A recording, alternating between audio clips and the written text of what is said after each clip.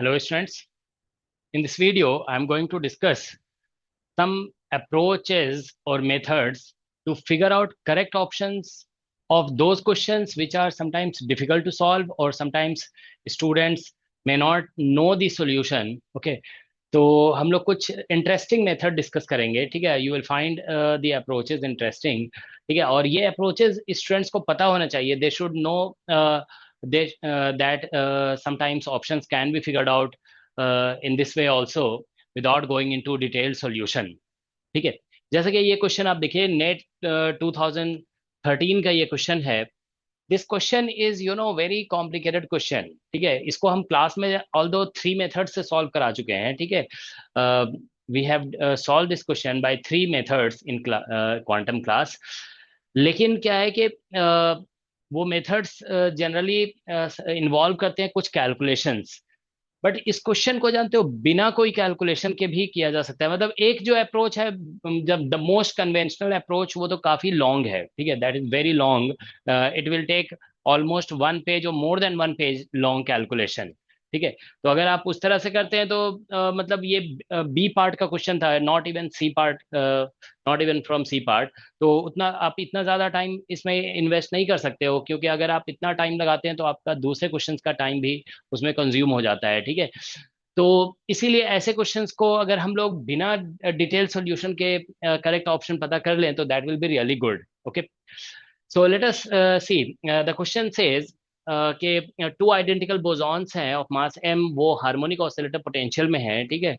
तो क्वेश्चन ये बोला जा रहा है कि अब अगर हम यहाँ पे और ये इंटरैक्ट करें via this potential, so the two bosons are interacting via this potential, okay. और इसमें ग्राउंड स्टेट वेव फंक्शन दिया हुआ है, ठीक है ना। x1 x2 बोला गया है, यहाँ पे कोऑर्डिनेट्स ऑफ द पार्टिकल है। Given that ground state wave function of the harmonic oscillator is, ये हार्मोनिक ऑसिलेटर का ग्राउंड स्टेट वेव फंक्शन भी दिया हुआ है, ठीक है। तो ground state energy of two boson system to the first order in V naught, तो to the first order in V naught जो बोला गया है ना, that means we have to calculate energy using first order perturbation theory. तो first order perturbation theory से इसका answer आएगा।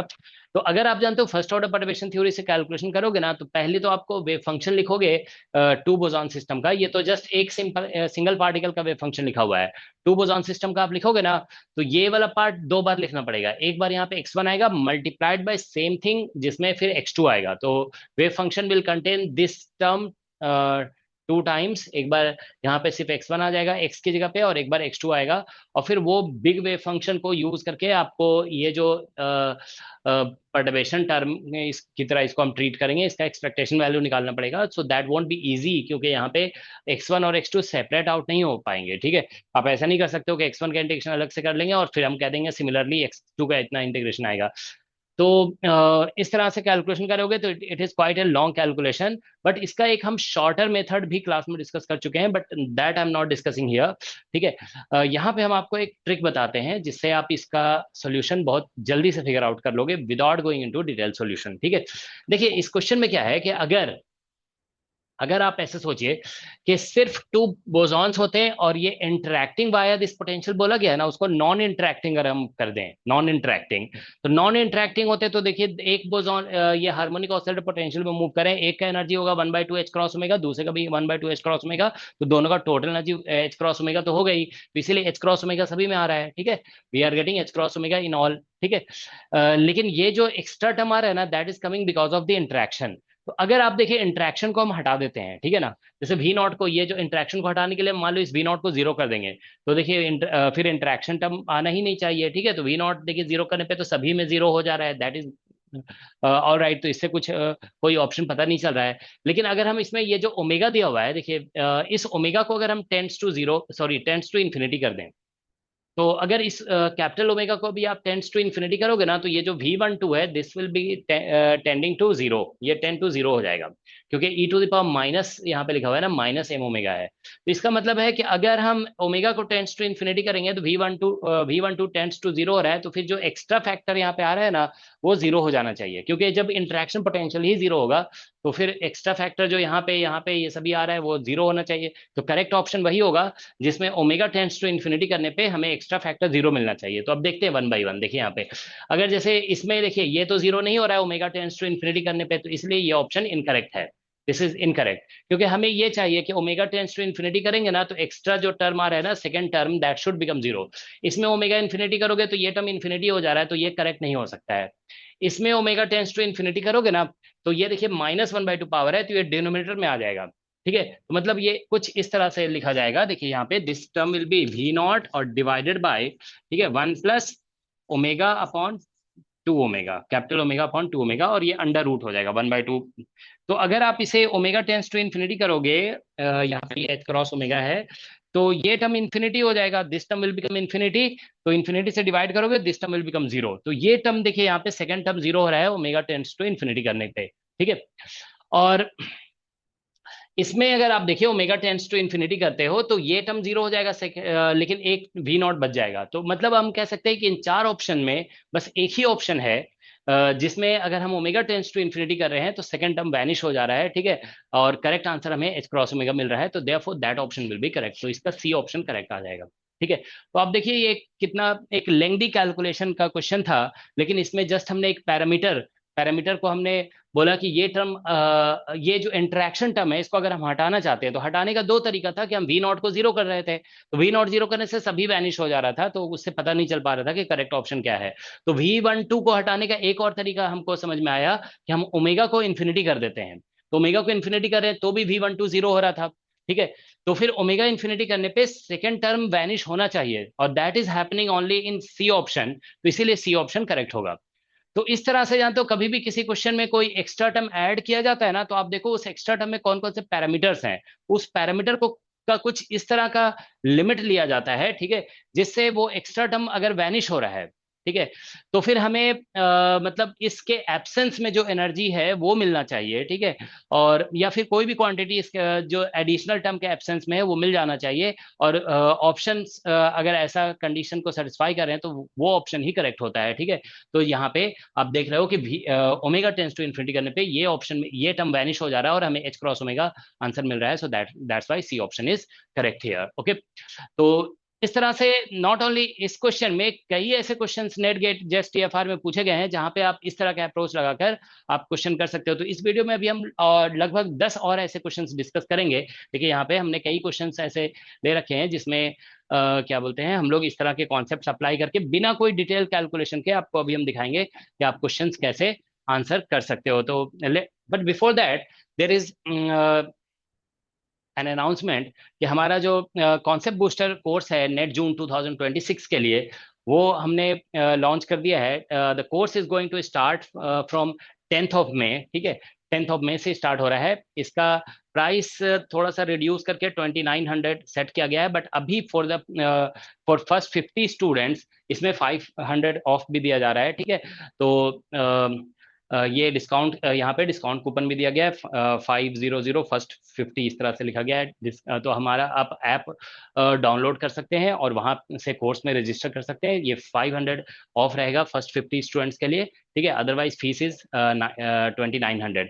इस कोर्स में देखिए टेस्ट सीरीज जो हमने पहले लॉन्च किया था ना, ये टेस्ट सीरीज जिसमें हमने कहा था कि अराउंड 70+ टेस्ट हैं, कंप्लीट सिलेबस इसमें कवर किया गया अच्छी तरह से। ठीक है, तो इस टेस्ट सीरीज को भी हमने उसमें इंक्लूड कर दिया है। तो जो स्टूडेंट अगर टेस्ट सीरीज अलग से लेना चाहते हैं तो टेस्ट सीरीज ये अलग से भी अवेलेबल है, वो ले सकते हैं।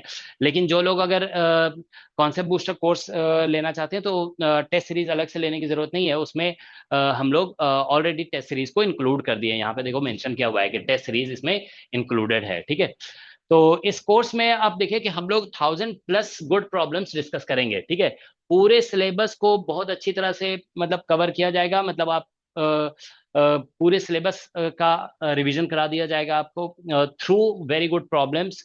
मतलब जो भी कॉन्सेप्ट सिलेबस में यूज हो सकते हैं वो सारे कॉन्सेप्ट्स को कवर किए जाएंगे। ठीक है, we will conduct some doubt solving session also. ठीक है, अराउंड 40+ लाइव क्लासेस होंगे इसमें। ठीक है, और पीवाईक्यू का जो सोल्यूशन है ना वो ऑलरेडी उसमें अपलोड कर दिया गया है। ठीक है, कुछ पीवाईक्यू का सोल्यूशन और उसमें एडिशनली अपलोड किया जाएगा। ठीक है, तो जो पहले हम लोग कॉन्सेप्ट बूस्टर कोर्स रन किए थे तो उसमें भी हम लोग पीवाईक्यू का सोल्यूशन अपलोड कर दिए थे। ठीक है, तो पीवाईक्यू का सोल्यूशन कुछ पीवाईक्यू का रिसेंट पीवाईक्यू का सोल्यूशन भी अलग से अपलोड किया जाएगा। वो पीवाईक्यू क्लास में डिस्कस नहीं होगा, वो पहले रिकॉर्डेड फॉर्म में आपको दिया जाएगा। सो ऑलरेडी उसमें 6-7 ईयर्स के पीवाईक्यू के सोल्यूशन अपलोडेड है नेट गेट जेस्ट इन सभी एग्जाम के, ठीक है। तो जो लोग रजिस्टर करना चाहते हैं वो ऑलरेडी रजिस्टर कर लें जल्दी से जल्दी, और क्या कहते हैं, पीवाईक्यू को आप लोग वहाँ वॉच कर सकते हो, ठीक है ना। पीवाईक्यू वगैरह आप लोग 10 मई से पहले कवर कर लेंगे तो बेटर होगा। All right, so that's all. और इसमें हम लोग कोशिश ये करेंगे कि पहले से प्रॉब्लम्स को अटेम्प्ट सॉरी अपलोड कर दिया जाएगा, तो आप लोग प्रॉब्लम्स को अटेम्प्ट कर सकते हो। टेस्ट सीरीज उसमें ऑलरेडी अपलोडेड है, तो आप टेस्ट सीरीज अपलोड कर सकते, सॉरी अटेम्प्ट कर सकते हो, ठीक है। टेस्ट अटेम्प्ट कर सकते हैं। प्रॉब्लम्स पहले से अपलोड कर दिया जाएगा so that you can attempt problems also, ठीक है, बिफोर लाइव क्लासेस। ऑलराइट, सो रजिस्ट्रेशन के लिए आप लोग द ऑप्टिमिस्ट क्लासेस का जो ऐप है ना, वो आप लोग इंस्टॉल कर सकते हो, डाउनलोड कर सकते हैं और वहां से रजिस्टर कर सकते हैं, ठीक है। That's all. तो जैसा कि ये क्वेश्चन आपने देखा कि कितना आसान तरीके से ये क्वेश्चन सॉल्व हो गया। इसमें ओमेगा टेंस टू इन्फिनिटी करने पे ये टर्म वैनिश हो रहा है, आंसर हमें एच क्रॉस ओमेगा मिल रहा है। तो इसी तरह से कई क्वेश्चंस होते हैं, ठीक है। अभी आपको दिखाते हैं, मतलब पहले एक दो इजी क्वेश्चंस दिखाते हैं, फिर उसके बाद थोड़े टफ वाले क्वेश्चंस करेंगे हम लोग, ठीक है। देखिए जैसे ये क्वेश्चन टीएफआर में आया, ये दिस क्वेश्चन इज मतलब ऐसा है ना कि कोई इसको जरा भी मतलब अटेम्प्ट भी नहीं करो ना, बस एक दो कंडीशंस लगा दो तो देखो एकदम बिल्कुल एक ही कंडीशन से बन जाएगा, ठीक है। यहाँ पे जो है ना, ये पता नहीं है क्या ड्राइंग शायद खराब हो गया है। यहाँ पे ये स्प्रिंग था एक्चुअली, ये स्प्रिंग या स्ट्रिंग कुछ है ऐसे करके, ठीक है ना। दिस इज परहैप्स स्प्रिंग, इसका स्प्रिंग कांस्टेंट के दिया हुआ है, ठीक है, ये दिया हुआ है। ओके, आप लोग देख लोगे, ये टीएफआर 2025 का क्वेश्चन है, ठीक है। तो देखिए इस क्वेश्चन को सॉल्व तो आसानी से किया जा सकता है, बट उससे भी आसान है, बस एक छोटा सा लॉजिक लगा दो तो ये आंसर आ जाएगा। देखो क्या लिखा हुआ है, एक मासलेस रिजिड रॉड है, मतलब ऐसा दिया हुआ है कि एक रिजिड रॉड है ऐसे, ठीक है ना, this is a rigid rod. यहाँ पे हिंज किया हुआ है इसको, ठीक है ना, हिंज कर दिया गया है, ठीक है। और इधर से कहीं से स्प्रिंग से ऐसे करके अटैच कर दिया गया है, ठीक है। और इधर कुछ मास वगैरह ऐसे सस्पेंड कर दिया गया है, ठीक है। अब ये वाला एंगल थीटा दिया हुआ है, ठीक है। तो क्वेश्चन क्या लिखा है, massless rigid rod of length L is suspended with an ideal spring of spring constant के, इसका स्प्रिंग कांस्टेंट के दिया गया है, ठीक है। एट वन एंड, अच्छा वन एंड पे है, थोड़ा फिगर हम इधर बना दिए, आप समझ जाओगे, ठीक है। And by hinge on the other end Q, ये एंड अदर एंड क्यू है ये, ठीक है। The rest length of the spring is zero, spring का जो रेस्ट लेंथ है वो जीरो है, मतलब ये नेचुरल लेंथ कह सकते हैं, स्प्रिंग का नेचुरल लेंथ जीरो दिया हुआ है, तो मतलब ये स्प्रिंग स्ट्रेच हो गया है, ठीक है। Spring got stretched. A mass M is suspended from the midpoint of the rod. This results in tilting of the rod by an angle theta. So what is angle theta? तो मतलब इस मास की वजह से ये रॉड जो है ना थोड़ा ऐसे करके नीचे आ गया है, तो ये एंगल थीटा निकालना है, ठीक है। स्प्रिंग कांस्टेंट के दिया हुआ है, ठीक है। तो देखिए एक बात सिंपल, बहुत ही सिंपल है इसको आप ऐसे सोचिए कि अगर ये स्प्रिंग नहीं होता, स्प्रिंग नहीं होता, ठीक है, तो क्या होता है, ये बिल्कुल ऐसे, ये हिंज किया हुआ है ना, तो ऐसे सीधा हो जाता है ये नीचे, ठीक है ना। तो ये एंगल 90 हो जाएगा, तो हम ऐसे कह सकते हैं के टेंड्स टू जीरो अगर करोगे ना तो थीटा टेंड्स टू 90 हो जाना चाहिए। बस सिंपल सा कॉन्सेप्ट है ये, देखो। तो आप फर्स्ट ऑप्शन देखिए, नीचे यहाँ के लिखा हुआ है, के टेंड्स टू जीरो करोगे तो ये tan इनवर्स इन्फिनिटी हो जाएगा। यहाँ पे आप देखो tan इनवर्स, अगर हम यहाँ पे के टेंड्स टू जीरो करते हैं तो tan इनवर्स इन्फिनिटी हो गया ये, और tan इनवर्स इन्फिनिटी कितना होता है, पाई/2, तो आ गया ये, ठीक है ना, 90 डिग्री पाई/2, तो इसलिए फर्स्ट ऑप्शन इसका करेक्ट हो जाएगा, ठीक है। तो आपने देखा बस के टेंड्स टू जीरो करने पे, अदर ऑप्शंस में अगर हम देखें, देखिए सभी में नीचे के दिया हुआ है, सभी में यहाँ पे के दिया हुआ है, तो इन सब में भी ऐसा ही होगा, के टेंड्स टू जीरो करने पे ये आर्ग्यूमेंट इन्फिनिटी होगा। तो एक्चुअली आप जानते हो ना कि साइन फंक्शन और कोसाइन फंक्शन का आर्ग्यूमेंट कभी भी वन से ज्यादा हो ही नहीं सकता है, okay, it can not be greater then one. तो ये इन्फिनिटी कैसे हो सकता है, ठीक है। तो इसीलिए ये सारे ऑप्शन जो है ना गलत ही दिए हुए हैं, ठीक है ना, बिल्कुल गलत है, के टेंड्स टू जीरो करने पे इन्फिनिटी हो जा रहे हैं सारे आर्ग्यूमेंट, ओके।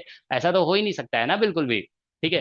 तो इसीलिए करेक्ट ऑप्शन इसका बस एक ही ऑप्शन हो सकता है। देखो कितना आसान है ये। अब तो ऐसा लॉजिक जानते हो आप एग्जाम में जरूर लगाया करो, ठीक है, कि अगर ये स्प्रिंग नहीं होता तो क्या होता, बिल्कुल ये सीधा हो जाता है ऐसे वर्टिकल, और in that case this angle will be 90 degree, ठीक है। तो एंगल 90 डिग्री आप देखो बस एक ही ऑप्शन में आ रहा है के, अच्छा ये स्प्रिंग नहीं होने का मतलब क्या है, स्प्रिंग कांस्टेंट ही नहीं रहेगा, के टेंस टू नहीं हो, स्प्रिंग नहीं होने को मैथमेटिकली हम ऐसे रिप्रेजेंट कर सकते हैं कि के टेंस टू जीरो कर देंगे हम, ठीक है।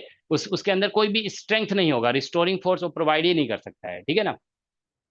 ऑल राइट, तो आपने देखा कितना it was such an easy question, जिसमें सॉल्व करने की बिल्कुल भी जरूरत नहीं थी, आपको बस यहाँ पे k टेंस टू जीरो कर देना है। तो ये ट्रिक जानते हो हमेशा लगाया करो जब भी क्वेश्चन सिंबॉलिक ऑप्शन का है। अगर इसमें नंबर्स होते ना, जैसे मान लो ये दिया होता 30 डिग्री, 40 डिग्री, 70 डिग्री, 90 डिग्री, अगर नंबर्स ऐसे होते तो नंबर्स बता पाना मुश्किल होता है। वो मतलब आप इस तरह से किसी पैरामीटर्स का कोई लिमिट लेकर के आप नंबर्स को नहीं बता सकते हो, ठीक है, वो थोड़ा मुश्किल होता है, ठीक है। ये सिंबॉलिक ऑप्शंस हैं, ये सभी सिंबॉलिक ऑप्शंस अगर दिया हुआ है तो हम डेफिनेटली ऐसा कर सकते हैं, ठीक है। और ये एक दो क्वेश्चन की बात नहीं है, अब बहुत सारे क्वेश्चंस ऐसे नेट गेट में पूछे गए हैं सिंबॉलिक ऑप्शंस के, जहां पे आप ये सब कंडीशंस अगर थोड़ा बहुत लगा देंगे ना, तो मतलब जो भी पैरामीटर्स वगैरह इन्वॉल्व हो रहे हैं ऑप्शंस में, उसमें किसी पैरामीटर को अगर थोड़ा आप वेरी कराते हैं, उसके अकॉर्डिंग आंसर पता चल जाता है, ठीक है। तो यहाँ पे देखो हमने k टेंड्स टू जीरो किया है ना, अगर आप इसी को ऐसा भी कर देते ना कि m मान लो बहुत हैवी मास है, m टेंड्स टू इन्फिनिटी कर देते, तो भी बात वही होती कि बहुत हैवी करेंगे तो भी तो स्प्रिंग टूट जाएगा पूरा, ये सीधा हो जाएगा। तो m टेंड्स टू इन्फिनिटी में भी एंगल 90 हो जाना चाहिए था। तो वो चीज भी आप देखिए, यहाँ पे m टेंड्स टू इन्फिनिटी यहाँ पे करेंगे ना, तो ये इन्फिनिटी हो जाएगा, tan inverse infinity, and that therefore theta will become equal to π/2। तो m टेंड्स टू इन्फिनिटी करने पे भी यहाँ पे एक ही ऑप्शन से आंसर पता चल रहा है, क्योंकि फिर से इन सभी का argument m tends to infinity में इन्फिनिटी हो जा रहा है, तो उससे तो पता नहीं चलेगा, ठीक है ना। All right. अच्छा, इसमें एक ऑप्शन में सेक लिखा हुआ है, अच्छा मुझे मैंने देखा नहीं था कि ये सेक लिखा हुआ है, ठीक है। तो सेक भी सेक तो इन्फिनिटी हो सकता है ना, सेक कैन बी इन्फिनिटी, राइट। तो अगर हम एक मिनट इसमें देखते हैं, देखो कि अगर हम के टेंस टू जीरो कर रहे हैं तो ये इन्फिनिटी हो जा रहा है, ठीक है। तो सेक अगर इन्फिनिटी होगा तो थीटा जो है ना वहां पे 90 वन बाई कितना होता है, 1/cos थीटा, सेक थीटा है ना, तो it will be 1/cos theta. तो थीटा अगर 90 होगा, अच्छा थीटा यहाँ से 90 अगर हो जाएगा तो फिर ये इन्फिनिटी हो जाएगा, है ना। अच्छा अच्छा। अच्छा, इसमें जो है ना इन्फिनिटी इससे भी आ जा रहा है, it is coming out to be infinity from this one also. तो इसमें वो ट्रिक जो है ना, मुझे ध्यान नहीं रहा एक्चुअली जो है ना इसमें, मुझे लगा कि साइन कॉस सिर्फ दिया हुआ है, ठीक है, इसमें सेक दिया हुआ है, ठीक है। तो चलो देखते हैं अभी, ठीक है। तो यहाँ पे मतलब ऐसा हो गया, देखो यहाँ पे k टेंस टू जीरो करने पे ये भी आर्गुमेंट इन्फिनिटी हो रहा है, ये भी आर्गुमेंट इन्फिनिटी हो रहा है, ठीक है। तो हम लोग डेफिनेटली सेक का जो है ना आर्गुमेंट इन्फिनिटी हो सकता है, ठीक है ना, क्योंकि थीटा देखो जैसे जीरो, ये सेक थीटा ऐसा होता है ना, sec theta is equal to 1/cos theta, theta 90 अगर होगा ना, तो सेक थीटा ये थीटा 90 होने पे ये जीरो हो जाएगा, सो 1/0 इन्फिनिटी हो जाएगा, तो सेक इनवर्स इन्फिनिटी हो सकता है, ठीक है। तो यहाँ से भी हमें आंसर पता चल रहा है दोनों दोनों केसेस में, ठीक है। तो अगर हम लोग यहाँ पे, ठीक है, सो दैट्स, तो इससे भी इन्फिनिटी आ रहा है और इससे भी इन्फिनिटी आ जा रहा है, अच्छा अच्छा दोनों से आ जा रहा है। ओके, मुझे लगा था कि शायद यहाँ पे ये नहीं है और कोई अच्छा एम वाला लिमिट तो हमने ले ही लिया है, ठीक है ना, we have taken M M limit. अगर हम इसमें जी को ऐसा करते हैं, let us do something like this, अगर जी टेंड्स टू जीरो कर देते हैं, ठीक है, तो ये दो ऑप्शन तो पहले पता चल गया। अच्छा, ये हम सेक हम देखे नहीं, जब मुझे लगा साइन है ये, तो ये तो पॉसिबल हो रहा है, ठीक है ना। तो अगर हम लोग देखें यहाँ पे जी टेंड्स टू जीरो कर देते हैं इसमें, ठीक है, जी टेंस टू जीरो इन दोनों में, तो ये जो है ना जीरो, आप देखिए यहाँ पे ये आपको देगा थीटा tan इनवर्स जीरो, ठीक है ना, tan इनवर्स जीरो। तो that means theta is equal to यहाँ पे जीरो आ जाएगा, theta is equal to zero. तो ठीक है, अगर ग्रेविटी नहीं होगा ना तो ये ऐसे हॉरिजॉन्टल ही रहेगा, नीचे तो आएगा ही नहीं, ग्रेविटी की वजह से नीचे आ रहा है ना। और ये क्या देगा, जी टेंस टू जीरो लिखेंगे तो सेक इनवर्स जीरो आ गया, sec inverse zero. Sec theta जो है ना कभी जीरो नहीं होता है, आई थिंक, ठीक है। देखो ऐसा है ना कि जैसे सेक थीटा 1/cos थीटा होता है, तो कॉस थीटा जो है ना, कॉस थीटा जब आप इन्फिनिटी करोगे ना तभी तो ये जीरो हो सकता है, तो सेक थीटा जीरो नहीं होगा, ठीक है। तो दिस इज नॉट पॉसिबल, ठीक है। सेक का आर्ग्यूमेंट जो है ना जीरो नहीं हो सकता है, ठीक है। तो देखो हम जैसे हम क्या बोलते हैं, ध्यान नहीं दिए थे इस ऑप्शन पे, लेकिन फिर भी फिगर आउट तो हो गया ना, I didn't solve this question, solve तो कर ही सकते हैं, ठीक है ना। बट हम कह रहे हैं कि पैरामीटर्स के वैल्यूज को कंसीडर करके तो सॉल्व पता चल जा रहा है ना। अब देखिए जी टेंस टू जीरो कर देते हैं अगर इसमें हम लोग, जी टेंस टू जीरो, ठीक है।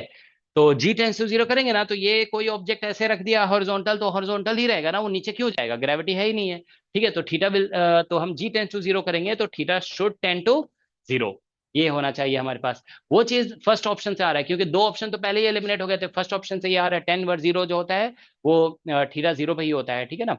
Ten inverse zero is actually zero, तो थीटा का वैल्यू जीरो आ जाएगा। सेक इनवर्स जीरो होता ही नहीं है ना, क्योंकि आप देखो सेक थीटा होता है वन बाई कॉस थीटा। यहाँ पे आप कॉस थीटा जब इन्फिनिटी होगा यहाँ पे डिनोमिनेटर में, तब तो ये जीरो आएगा ना, तो सेकंड वर्ड जीरो होता ही नहीं है, ठीक है, तो ये रॉन्ग इसलिए हो गया। ठीक है, तो इसीलिए इसका डी ऑप्शन इनकरेक्ट हो जाएगा। ठीक है, तो अच्छा, मुझे लगा था ये बहुत इजीली पता चल रहा है, लेकिन ऐसा हुआ नहीं, क्योंकि इसमें दो हम ये ऑप्शन को देखे नहीं थे। ठीक है, तो चलिए, लेकिन फिर भी पता चल गया आंसर इसका कि जी टेंड्स टू जीरो करने पे हमें पता चल गया कि ये ऑप्शन पॉसिबल नहीं हो रहा है, only first option possible. Okay, आप लोग ध्यान रखेंगे सेक इनवर्स जीरो होता नहीं है, ठीक है ना, it is not there. All right, तो चलिए एक दो क्वेश्चन, सॉरी दो क्वेश्चन हो गए, अभी 8 और क्वेश्चन हम लोग डिस्कस करते हैं। ठीक है, देखिए यहाँ पे चलो, ये क्वेश्चन देखिए, आप नेट के एग्जाम में पूछा गया, नेट दिसंबर 2015।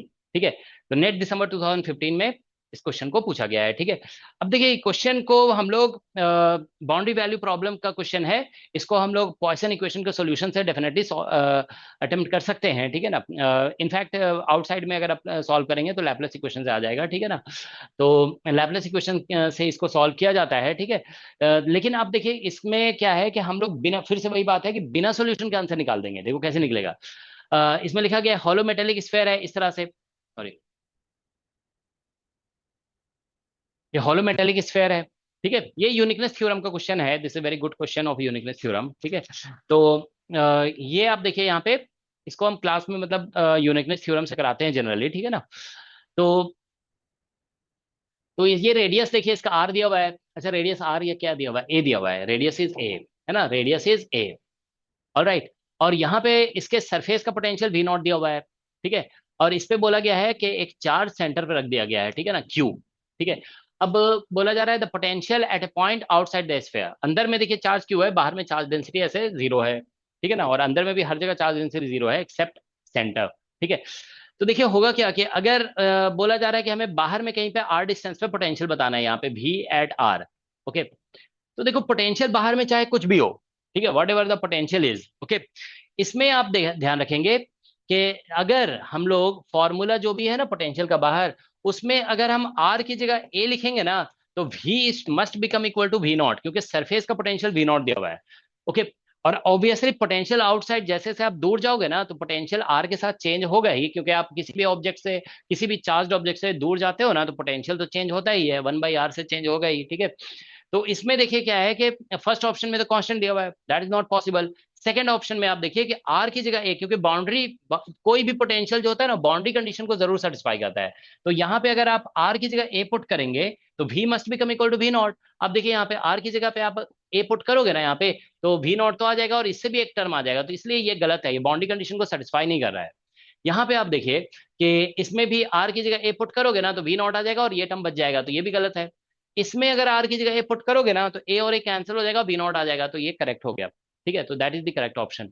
तो पोटेंशियल तो जब भी किसी भी प्रॉब्लम में पोटेंशियल दिया हुआ होता है ना, और आपसे क्वेश्चन किसी सरफेस पे पोटेंशियल दिया हुआ है और किसी आउटसाइड या इनसाइड कहीं भी पोटेंशियल निकालने के लिए बोला जा रहा है, तो आप ये अप्रोच जरूर अप्लाई कर सकते हैं कि जो भी पोटेंशियल का ऑप्शन दिया हुआ है ना, उसमें बाउंड्री का जो वैल्यू होगा आर का, या बाउंड्री पे का जो भी कोऑर्डिनेट है वो पुट करिए आप यहाँ पे, और देखिए कि बाउंड्री का जो पोटेंशियल दिया हुआ है वो आ रहा है कि नहीं आ रहा है। अगर नहीं आ रहा है तो वो ऑप्शन करेक्ट नहीं हो सकता है।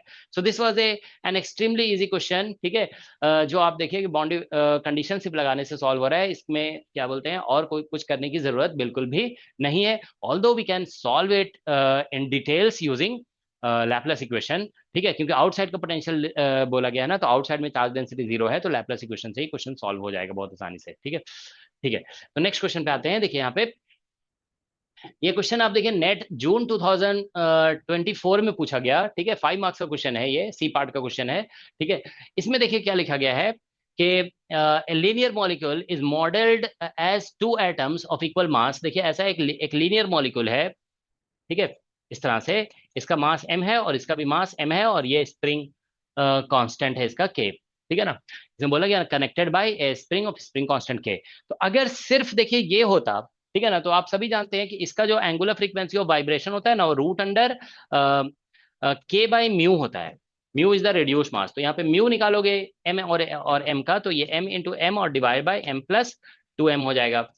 ठीक है, सॉरी एम प्लस एम हो जाएगा, तो यहाँ पे टू एम आ जाएगा, तो ये कैंसिल करने पे एम बाई टू होगा। ठीक है, सो म्यू की जगह एम बाई टू पुट करोगे ना, तो ओमेगा जो निकलेगा यहाँ से रूट अंडर के अपॉन, सॉरी ये पुट करने पे टू के अपॉन एम। इतना तो हर एवरी स्टूडेंट को पता होता है कि ये लीनियर मॉलिक्यूल।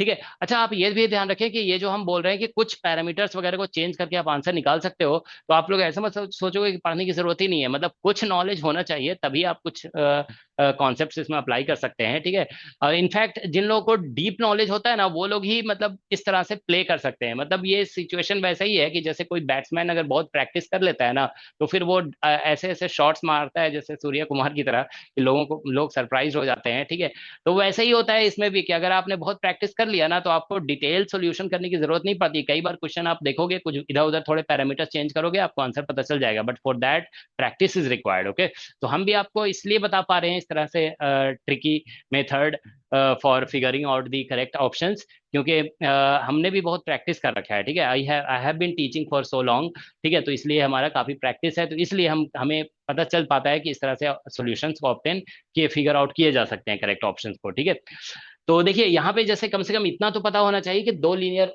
मासेस अगर स्प्रिंग से कनेक्टेड हैं, तो इसका जो फ्रीक्वेंसी आएगा ना ओमेगा, वो रूट अंडर टू के बाई एम आ जाएगा। ठीक है, टू के बाई एम।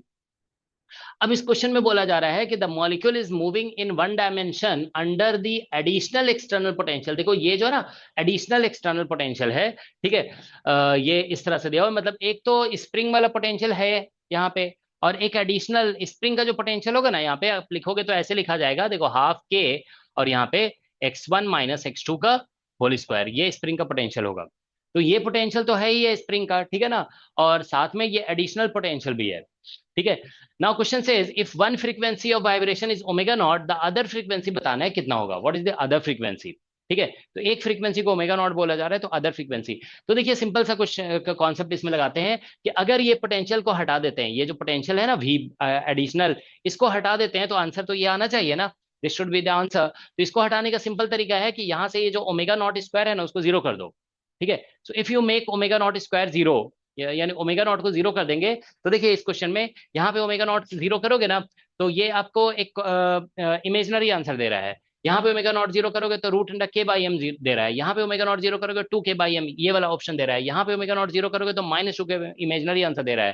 तो ये आंसर हम लोग पहले से जानते हैं कि two masses connected by spring जो होते हैं, ठीक है, उसका वाइब्रेशनल फ्रीक्वेंसी इतना ही होता है, रूट अंडर टू के बाई एम, यानी रूट अंडर के बाई म्यू होता है, mu is the reduce mass. ठीक है, तो आप समझ रहे हो ना कि जो एडिशनल पोटेंशियल यहाँ पे बोला जा रहा है कि अप्लाई किया गया है, अगर हम उस एडिशनल पोटेंशियल को ही हटा दें, अब हटाने का तरीका क्या है कि ये x1 x2 तो पार्टिकल कोऑर्डिनेट है ना, उसको तो हटा नहीं सकते हो। m जो है वो मास है, मास को तो नहीं हटा सकते हो ना, क्योंकि मास तो पार्टिकल का है ही है। तो हम ओमेगा नॉट एक एडिशनल पैरामीटर आ रहा है यहाँ पे, उस एडिशनल पैरामीटर को जीरो करेंगे।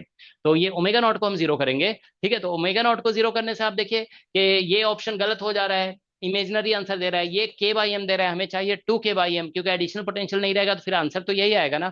ठीक है, इसमें करेक्ट आ रहा है और इसमें इमेजनरी आंसर आ रहा है, तो ये भी गलत हो गया। तो इसीलिए इस क्वेश्चन का आंसर करने के लिए बस आपको ये बात पता होना चाहिए था कि लीनियर मॉलिक्यूल का वाइब्रेशन फ्रीक्वेंसी इतना होता है, और उसके बाद ओमेगा नॉट को जीरो कर देना था। No need to go into detail solution, इसमें डिटेल सॉल्यूशन में जाने की जरूरत ही नहीं है, 5 मार्क्स का क्वेश्चन है। ठीक है ना, तो हो सकता है कि जिसने पेपर सेट किया उसने भी यही सोच के दिया हो कि student can figure out solution by this approach. Okay, हालांकि आप डिटेल सॉल्यूशन करेंगे ना, मैट्रिक्स वगैरह लिखेंगे तो भी आंसर आ जाएगा। ठीक है, kinetic energy matrix, potential energy matrix, if you write all those things then also you will be able to get the correct answer. But उतना करने की जरूरत ही क्या है। ठीक है, उसमें तो मतलब इसी को तो मतलब smart way of figuring out correct answer बोल सकते हैं ना। ठीक है, आप कोई अगर डिटेल में इसको सॉल्व कर रहा है तो उसे टाइम तो लगेगा ही, और इसका कैलकुलेशन थोड़ा लेंदी भी होगा, it won't be very short calculation, कम से कम आपको 4-5 मिनट तो लग ही जाएंगे। ओके, तो इसलिए इस तरह से करना बेटर रहता है। ठीक है, तो हम लोग कुछ क्वेश्चन तो डिस्कस कर चुके हैं। ठीक है, स्टार्टिंग से आते हैं। ठीक है, देखो इधर के लास्ट के हमने 3 क्वेश्चन, थोड़ा वो हम टीएफआर वाले ही क्वेश्चन को हमको लग रहा था कि बहुत आसान है। ठीक है, तो इसमें एक्चुअली हमने ये सेक देखा नहीं था। ठीक है, तो इसमें थोड़ा टाइम लग गया हमें। ठीक है, तो चलिए हम लोग अब जो है ना रिमेनिंग क्वेश्चंस को डिस्कस कर लेते हैं। ठीक है, देखिए यहाँ पे एक क्वेश्चन हम इधर से डिस्कस किए थे। ठीक है, नाउ नेक्स्ट क्वेश्चन देखिए आप लोग, ये दिस वन, ये TFR 2026 का क्वेश्चन है। देखिए TFR 2026 में इस क्वेश्चन को पूछा गया। इस क्वेश्चन में क्या लिखा हुआ है, a system of N classical non interacting particles of mass m is confined to a box of volume v inside the box, volume v लिखा हुआ है, उसके बाद फुल स्टॉप है, the inside the box inside the box is a region of volume V naught is less than V, where constant potential U is present. So if P is the pressure of the system, T is the temperature, then which of these relations are correct? Okay, देखो ये question जो है ना, कई बार ऐसा होता है ना कि पोटेंशियल दिया हुआ है, एक्चुअली इसको मतलब सॉल्व करने के लिए तो आपको पार्टीशन फंक्शन वगैरह लिखना पड़ेगा, ठीक है ना, then you will be able to get the answer, ठीक है। बट अगर उतना आप करेंगे, ठीक है ना, तो it will take lots of time, okay. तो उतना करने की जरूरत नहीं है। देखो हम इसको बहुत शॉर्ट में एकदम सॉल्व कर देंगे। देखिए कंटेनर है, अगर कंटेनर में एवरीवेयर सेम सिचुएशन होता है, ठीक है ना, इसका वॉल्यूम V है, प्रेशर P है, ठीक है ना, नंबर ऑफ पार्टिकल N है, तो इसमें आइडियल गैस इक्वेशन लग जाता है, आप सभी जानते हो, PV is equal to NKT, ऐसा हो जाता है, ठीक है ना। तो लेकिन अब इसमें देखो ऐसा दिया हुआ है सिचुएशन कि ये जो कंटेनर है ना, इसका पूरा वॉल्यूम तो भी है, लेकिन इसमें अंदर में कोई छोटा सा रीजन है जिसका वॉल्यूम V नॉट है, और इसके अंदर कुछ पोटेंशियल है। मतलब बाहर में पोटेंशियल जीरो है, यहाँ पे भी हर जगह पोटेंशियल जीरो था, कोई पोटेंशियल था नहीं यहाँ पे, ठीक है ना। बस यहाँ पे बोला जा रहा है कि इस रीजियन में कुछ पोटेंशियल U है, बाहर में पोटेंशियल जो है यहाँ पे, बाहर में कोई भी पोटेंशियल नहीं है, यहाँ पे पोटेंशियल U है, ठीक है। और इस रीजन का वॉल्यूम भी है। अब इसमें गैस पार्टिकल्स मूव कर रहे हैं। अब बताइए कि मतलब एक तरह से ये इक्वेशन ऑफ स्टेट दिया हुआ है, this are the equation of state, तो हमें बताना है कि इक्वेशन ऑफ स्टेट इसमें कौन सा होगा, ठीक है, that's we have to tell. तो हम इतना क्यों करेंगे कि हम पार्टीशन फंक्शन लिख रहे हैं और इक्वेशन ऑफ स्टेट डेराइव कर रहे हैं, why should we do that? हम सिंपली बोलेंगे हटाते हैं ना, इस ये जो स्मॉल रीजन दिया है ना, इसको हटा देते हैं, तो ये वाला रीजन आ जाएगा और ये आ जाएगा, तो ये बन जाएगा। तो इसका मतलब क्या है कि हम करेंगे V naught equal to zero, कि मतलब ऐसा कोई रीजन है ही नहीं है। V नॉट जीरो करेंगे तो हमारे पास ये आंसर आ जाना चाहिए, PV इक्वल टू NKT। तो अब देखिए इसमें पहले V नॉट को जीरो करिए, देखिए V नॉट जीरो किया हमने, तो यहाँ पे आ जाएगा ना, देखो ये V बचेगा, PV इक्वल टू NKBT आ जाएगा। इसमें भी V नॉट जीरो करोगे ना, तो इसमें भी वही आ जाएगा, PV इक्वल टू NKBT। इसमें V नॉट जीरो करोगे ना तो नहीं आएगा वैसा, इसमें V नॉट जीरो करेंगे तो ये इन्फिनिटी हो जाएगा जीरो, ठीक है ना, तो ऐसा आएगा ही नहीं, ठीक है ना। ये जीरो से या तो मल्टीप्लाई करोगे तो ऐसा हो जाएगा NKBT इक्वल टू जीरो। तो ये तो पहले ही गलत पता चल गया कि ये गलत है, ठीक है ना, क्योंकि ऐसा कोई रीजन है ही नहीं है ना। अगर हम ये बोल दें तो V नॉट को जीरो करना पड़ेगा, तो जीरो करेंगे तो फिर हमारा ये सिचुएशन डेवलप हो जाएगा, और इस सिचुएशन में फिर ये फॉर्मूला आ जाएगा, PV इक्वल टू NKBT या PV इक्वल टू NRT, जैसा है ये फॉर्मूला, ठीक है ना। ऑल राइट, अब इसमें देखिए V नॉट जीरो कर रहे हैं ना, यहाँ पे पता नहीं ये कुछ गलती से लिखा गया है, इसको हटा दो। तो यहाँ पे V नॉट जीरो करेंगे तो यहाँ से PV इक्वल टू NKBT आ रहा है। तो अगर हम देखते हैं V नॉट जीरो करने पे हमें ये रिजल्ट मिलना चाहिए, तो ये तीन ऑप्शन में सेटिस्फाई हो जा रहा है, ठीक है ना। तो इसलिए एक ऑप्शन अभी हमें पता चल गया कि सेटिस्फाई नहीं कर रहा है, तो वो ऑप्शन पॉसिबल नहीं हो सकता है। अब हम ऐसा कहते हैं कि जैसे मान लो कंटेनर है, यहाँ पे देखो कंटेनर है, इसमें वॉल्यूम V है। अगर मान लो हम एक इमेजनरी बाउंड्री बना भी दें यहाँ पे, ऐसे करके मान लो एक इमेजनरी बाउंड्री हम ड्रॉ कर देते हैं ऐसे, जिसका वॉल्यूम V नॉट है, लेकिन अंदर में कुछ एडिशनल पोटेंशियल अगर हम नहीं देते हैं तो भी यही फॉर्मूला रहेगा, then also the formula will remain same. तो हम अगर ऐसा कर देना कि देखो U टेंड्स टू जीरो, अगर U जो इस क्वेश्चन में बोला गया कि यहाँ पे पोटेंशियल U है, अगर इस पोटेंशियल को जीरो कर देंगे तो फिर हम बोलेंगे जैसा बाहर है वैसा अंदर भी है, तो कोई डिफरेंस आया ही नहीं, ठीक है। तो फिर हम कहेंगे U टेंड्स टू जीरो करने पे भी हमें ये फॉर्मूला मिलना चाहिए, ठीक है। अब देखिए आप लोग U जीरो करोगे फर्स्ट ऑप्शन में, ठीक है, तो वन ये बन जाएगा, one one minus one zero हो गया, तो PV इक्वल टू NKBT आ रहा है, तो ये सेटिस्फाई कर रहा है। सेकंड ऑप्शन में देखिए आप U टेंड्स टू जीरो करोगे ना, U टेंड्स टू जीरो, तो एक्सपोनेंशियल का पावर जीरो करने से वन आ जाएगा, तो V माइनस V नॉट आ जाएगा, तो ये फॉर्मूला डेवलप नहीं होगा, तो ये गलत हो गया, ये तो पहले ही आउट हो चुका है। इसमें देखिए U टेंस टू, इसमें तो U लिखा ही नहीं है, तो ऐसा कैसे हो सकता है? इसमें तो समझो U टेंस टू जीरो करने के बाद भी मतलब U है ही नहीं है ना, तो इसमें P V minus V not बच ही जा रहा है, तो इसलिए ये भी करेक्ट नहीं होगा। मतलब U टेंस टू जीरो करने पे हमें PV इक्वल टू NKBT मिल जाना चाहिए, और वो सिर्फ और सिर्फ हो रहा है ऑप्शन ए में, तो इसीलिए ऑप्शन ए करेक्ट है, ठीक है। तो आप देखिए कि इसमें बस ये जो एडिशनल, जानते हो जब भी क्वेश्चन कुछ ऐसा होता है ना कि आप समथिंग जानते हो, उसमें कुछ एडिशनल अगर दिया हुआ है, तो आप उस एडिशनल टर्म को जीरो करके देखो कि आप पहले से जो जानते थे ना वो ऑब्टेन हो रहा है कि नहीं हो रहा है। आप ऐसा करेंगे तो कई क्वेश्चंस का करेक्ट ऑप्शन आप फिगर आउट कर पाएंगे, you will be able to figure out correct option of many questions, okay. तो आप देख रहे हो हम कई क्वेश्चंस, हमने 10 क्वेश्चन कम से कम हम यहाँ पे अभी डिस्कस कर रहे हैं, इस तरह से और भी कई क्वेश्चंस हैं जिसको हम लोग इसी तरीके से आंसर कर सकते हैं, ठीक है। इसमें देखो आज जो हम डिस्कस कर रहे हैं ना, इसमें हम डायमेंशन का इंपॉर्टेंस डिस्कस नहीं कर रहे हैं। बहुत सारे क्वेश्चंस ऐसे भी होते हैं ना जो डायमेंशन एनालिसिस से भी पता चल जाता है, ठीक है। So today I have not selected those type of questions which can be answered using dimension analysis. In some other video, किसी और दिन हम वीडियो बनाएंगे जिसमें हम दिखाएंगे कि डायमेंशन एनालिसिस से भी कई क्वेश्चंस को हम लोग इजिली आंसर कर सकते हैं। कई क्वेश्चंस ऐसे नेट गेट में पूछे गए हैं और जेएसटीएफआर में which can be answered very easily using concept of dimension analysis also. All right. तो चलिए, इसका ऑप्शन तो पता चल गया। आप लोग ध्यान रखेंगे क्या हमने किया है कि v इक्वल टू 0 पुट करके हमने दिखाया कि ये आंसर आना चाहिए, और u 0 पुट करने पे भी ये आ जाना चाहिए, ठीक है। तो वैसा हो रहा है सिर्फ और सिर्फ ए ऑप्शन में, that's why option A is correct. Okay, तो नेक्स्ट पे आते हैं। देखिए यहाँ पे जैसे ये एक टफ क्वेश्चन था जो नेट में पूछा गया। This was asked in net June 2018 exam, और ये 5 मार्क्स का क्वेश्चन है, ठीक है। This was asked for 5 marks. Okay, so this is A question from central force motion. अभी हम कुछ दिन पहले, आई थिंक 4-5 डेज पहले, हम क्लासिकल मैकेनिक्स में सेंट्रल फोर्स पढ़ा रहे थे, तो उसमें हमने इसको डिटेल सॉल्यूशन इफेक्टिव पोटेंशियल से हमने इसका बताया था, ठीक है। तो मतलब this can be done using Lagrange's equation also, ठीक है। इक्वेशन ऑफ मोशन लिख करके भी कर सकते हैं, बट इफेक्टिव पोटेंशियल से भी हो जाता है इसको। तो मतलब at least it can be done by two methods. Okay, लेकिन इस क्वेश्चन को देखो, हम लोग जो है ना, मतलब बिना डिटेल सॉल्यूशन में गए हुए, थोड़ा सा अगर हमें कॉन्सेप्ट पता है सेंट्रल पोटेंशियल वगैरह का, तो हम उससे भी इस क्वेश्चन को आंसर कर सकते हैं, ठीक है। देखिए, आप ऐसे सोचिए कि दो मासेस हैं यहाँ पे, ठीक है। इसमें ऐसा बोला गया है, एक पार्टिकल है जो ऐसे सर्कल में पहले घूम रहा है, ठीक है ना। It is something like this, A particle is moving in circle, ठीक है। And here its mass is m1, and here there is मतलब ये रेडियस कुछ ये r दिया हुआ है, ठीक है ना। और ये ऐसे एक मास सस्पेंडेड है, ये this is on table. Okay, अब इसको जो है ना परटर्ब कर दिया जाता है, तो इस तरह से जो है ना, ये ऐसे ऐसे करके ये ऐसे सर्कुलेट करने लगता है, ठीक है। इसमें लिखा है 2 masses m1 and m2 are connected by massless string of length l, तो ये हो जाएगा l माइनस आर, ठीक है ना, शोन इन फिगर बिलो। अब इसमें बोला जा रहा है the particle of mass m1 on the plane undergo circular motion with radius r naught, इसका रेडियस r नॉट दिया हुआ है, ठीक है। And angular momentum l when small radial displacement epsilon, ठीक है, is applied, radial coordinate is found to oscillate, वही radial coordinate ऐसे ऑसिलेट कर रहा है, ठीक है ना। Oscillate about R naught the frequency of oscillation, तो हमें बताना है फ्रीक्वेंसी ऑफ ऑसिलेशन। तो देखिए, जब ये ऑसिलेट करेगा ना, मास जब कभी इनवर्ड आएगा आउटवर्ड जाएगा, इनवर्ड आएगा आउटवर्ड जाएगा, तो this mass will also oscillate. तो ये दोनों मास साथ साथ ऑसिलेट कर रहे हैं, ठीक है ना। तो अब आप देखिए एक्चुअल में क्या होगा, एक बात आपको ये समझना है इसमें, कि जब हम लोग क्या बोलते हैं इस क्वेश्चन को सॉल्व करेंगे ना, ठीक है, डिटेल में, तो एक्चुअली हमें रेडियल ऑसिलेशन वगैरह के जो क्वेश्चंस होते हैं ना, वो सेंट्रल पोटेंशियल में डिस्कस किया जाता है, ठीक है। तो उसमें बताया जाता है कि हम लोग ऑसिलेशन फ्रीक्वेंसी जो निकालते हैं ना, वो इफेक्टिव पोटेंशियल से निकालते हैं। तो इफेक्टिव पोटेंशियल आप यहाँ पे लिखोगे ना, देखो इफेक्टिव पोटेंशियल, बस इतना कम से कम स्टूडेंट को पता होना चाहिए। तो इफेक्टिव पोटेंशियल यहाँ पे पोटेंशियल जी इसका होगा, ये जो मास सस्पेंडेड है, ठीक है ना, ये m2, तो ऐसे लिखना पड़ेगा -m2, ये m2 है g, और यहाँ पे l माइनस आर, इसको gravitational potential energy zero level हम टेबल को ले लेंगे, ठीक है। तो ये पोटेंशियल एनर्जी इसका हो जाएगा, और प्लस इसमें एंगुलर मोमेंटम वाला टर्म लिखना होगा L² अपॉन 2m, और r² ऐसे लिखते हैं ना, तो दैट विल राइट हियर। तो इसमें एक्चुअली रिवॉल्यूशन m1 का हो रहा है ना, तो यहाँ मास m1 आ जाएगा, ठीक है ना।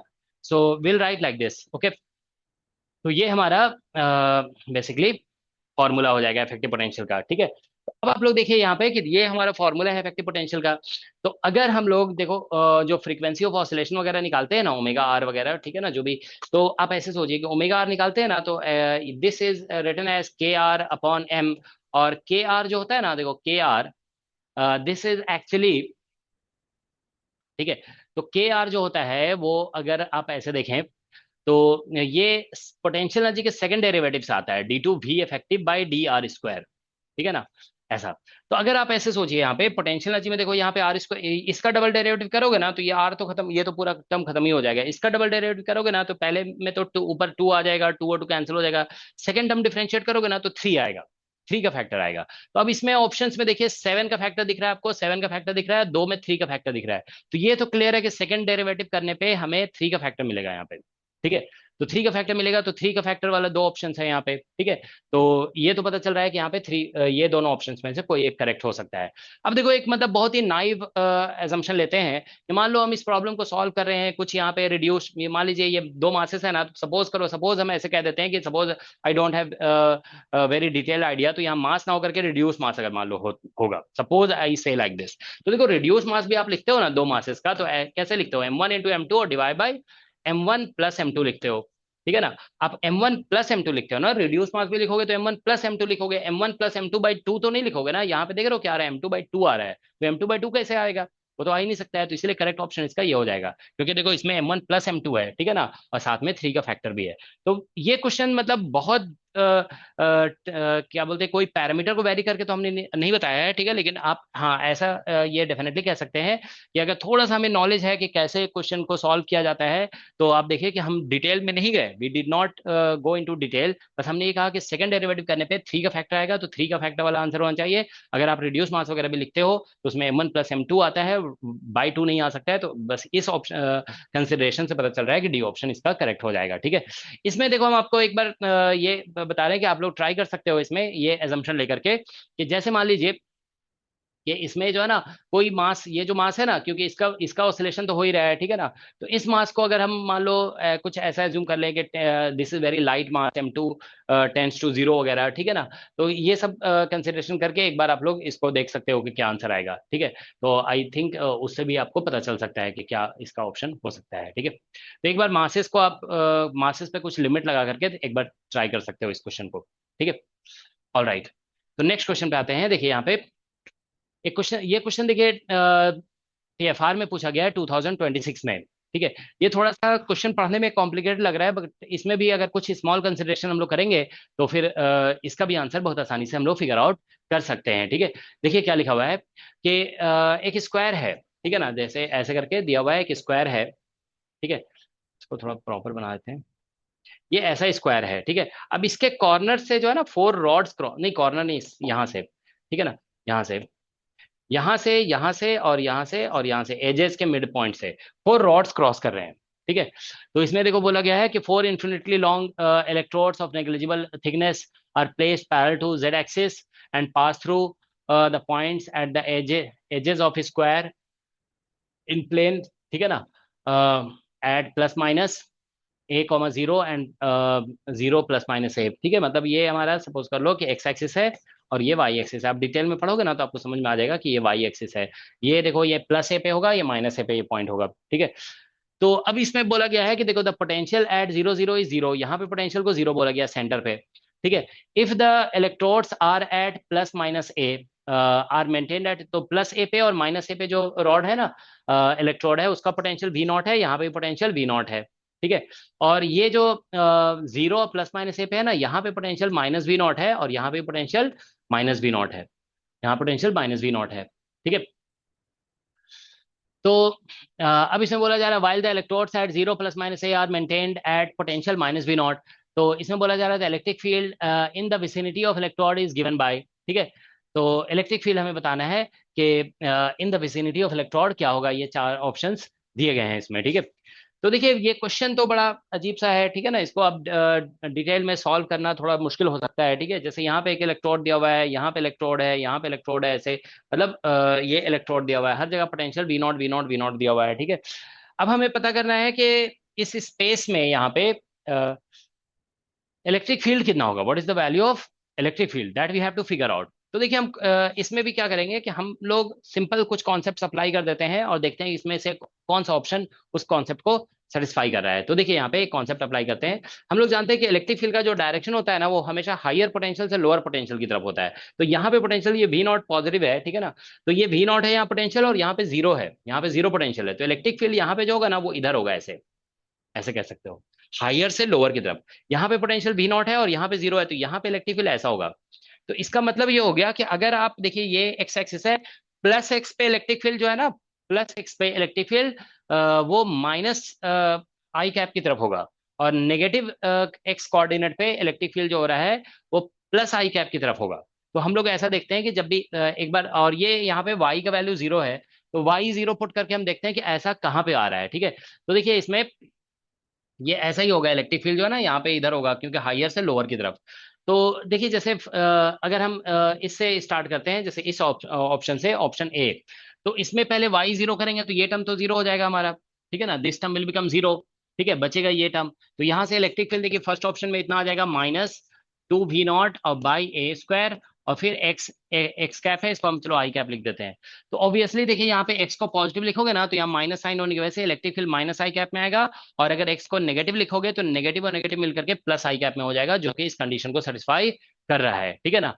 अदर ऑप्शन में चेक करिए, तो अदर ऑप्शन में देखो एक्स, जैसे वाई जीरो पुट करने पे भी इलेक्ट्रिक फील्ड जो है ना वो मतलब और ऐसा कुछ नहीं आ रहा है इसमें, आप देखिए कि ये जो है ना एक्स पुट करने के लिए हमारे पास कुछ है ही नहीं है, ठीक है, we don't have anything to put the value of x, coordinate यहाँ पे है ही नहीं है, तो इसका मतलब आप प्लस एक्स में और माइनस एक्स में यहाँ पे जो एक्स कंपोनेंट ऑफ फील्ड जो आएगा ना वो सेम डायरेक्शन में हो जाएगा, जब कोऑर्डिनेट है ही नहीं है ना, तो इसका मतलब ये यहाँ पे जो डायरेक्शन आ रहा है यहाँ पे, मतलब ऐसा ये ऑप्शन जो है ना ऐसा बताएगा कि एक्स कंपोनेंट ऑफ फील्ड जो है ना यहाँ पे भी माइनस या माइनस साइन है ना, तो माइनस एक्स में है, यहाँ पे भी फील्ड माइनस एक्स में ही है, तो इसलिए ये ऑप्शन रॉन्ग हो गया, दिस ऑप्शन इज रॉन्ग।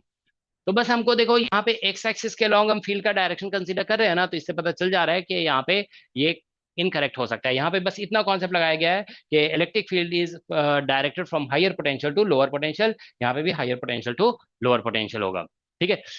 इसमें देखते हैं, अगर देखिए यहाँ पे अगर आप देखेंगे ना, तो जैसे y को जीरो करोगे तो ये टर्म तो जीरो हो जाएगा, बचेगा ये टर्म। अब देखिए यहाँ पे अगर हम जीरो से लेकर a तक जाते हैं, यहाँ से ये डिस्टेंस जो है ना a दिया हुआ है, ठीक है ना, तो जीरो से a तक जाओगे ना तो ये आर्ग्यूमेंट जो है ना 2 पाई में चेंज हो जाएगा, तो इसलिए क्या होगा कि आप साइन फंक्शन तो जानते हो ना, 0 से 2 पाई में कभी पॉजिटिव होता है और कभी नेगेटिव होता है, तो एक्चुअली ये टर्म अपना साइन चेंज कर देगा। तो इसमें क्या मतलब, ये क्या बताएगा कि हाफ, 0 से a/2 तक इलेक्ट्रिक फील्ड प्लस एक्स में है, और फिर a/2 से ए तक जो है ना इलेक्ट्रिक फील्ड माइनस एक्स में है, ये that's what this option is telling, okay, क्योंकि साइन फंक्शन एक्स की जगह ए पुट करने पे आर्गुमेंट 2 पाई हो जा रहा है ना, तो इसीलिए इसका कंक्लूजन यही रहेगा कि पहले प्लस देगा और फिर ये माइनस दे देगा, ठीक है ना, 0 से 2 पाई में this is the sine graph, okay. तो इसीलिए ये ऑप्शन करेक्ट नहीं हो सकता है, क्योंकि ये आप समझ रहे हो सिर्फ प्लस एक्स डायरेक्शन में ही बता रहा है कि साइन डायरेक्शन स्विच हो जा रहा है, हाफ हाफ 0 से a/2 तक में प्लस एक्स की तरफ बता रहा है डायरेक्शन, और फिर a/2 से ए में माइनस एक्स की तरफ डायरेक्शन बता रहा है ये ऑप्शन, ठीक है। तो इसीलिए ये ऑप्शन इनकरेक्ट हो गया। अब इसमें भी देखिए क्या हो रहा है कि एक्स का स्क्वायर है ना, तो एक्स का वैल्यू आप पॉजिटिव पुट करिए या नेगेटिव पुट करिए, इसका डायरेक्शन चेंज नहीं होगा, लेकिन यहाँ पे चेंज हो रहा है ना डायरेक्शन, प्लस पुट करने पे नेगेटिव आ रहा है और नेगेटिव पुट करने पे पॉजिटिव आ रहा है, ठीक है, तो इसीलिए ये ऑप्शन भी करेक्ट नहीं हो सकता है। तो इस क्वेश्चन में आप देखिए ये बड़ा कॉम्प्लिकेटेड सा क्वेश्चन था, लेकिन सिर्फ हमने ये कंसिडर किया कि इलेक्ट्रिक फील्ड होता है हायर से लोअर पोटेंशियल की तरफ, तो उस बेसिस पे इलेक्ट्रिक फील्ड का जब डायरेक्शन कंसिडर किया गया, तो हम देख रहे हैं कि सिर्फ एक ही ऑप्शन है जो करेक्ट डायरेक्शन बता रहा है, दैट इज ऑप्शन ए, तो इसीलिए ऑप्शन ए इसका करेक्ट होगा, और कोई भी ऑप्शन करेक्ट डायरेक्शन दे नहीं रहा है, ओके, ठीक है। नेक्स्ट क्वेश्चन देखिए यहाँ पे, ये क्वेश्चन जेस्ट का है, जेस्ट का ये एक डिफिकल्ट क्वेश्चन है, this is a difficult question, many student may not be able to solve this question, और हम लोग इसको क्लास में डिटेल में सॉल्व कर चुके हैं using concept of circular motion, ठीक है, तो कई बैचेस में इसको बताया गया, क्योंकि बहुत पहले का क्वेश्चन है ये 2018 का क्वेश्चन है, तो मतलब 18 के बाद जितने भी बैचेस आए सभी बैचेस में इस क्वेश्चन को कराया गया है, ठीक है, using the concept of circular motion, ये सर्कुलर मोशन के कॉन्सेप्ट का क्वेश्चन है, ठीक है। तो और थोड़ा सा इसमें थर्मोडायनामिक्स का भी कॉन्सेप्ट यूज होगा, क्योंकि यहाँ पे टेम्परेचर दिया हुआ है ना, तो मतलब आइडियल गैस का कॉन्सेप्ट हम लोग यूज करके और सर्कुलर मोशन कॉन्सेप्ट दोनों को मिक्स करके इस क्वेश्चन को सॉल्व करते हैं, ठीक है।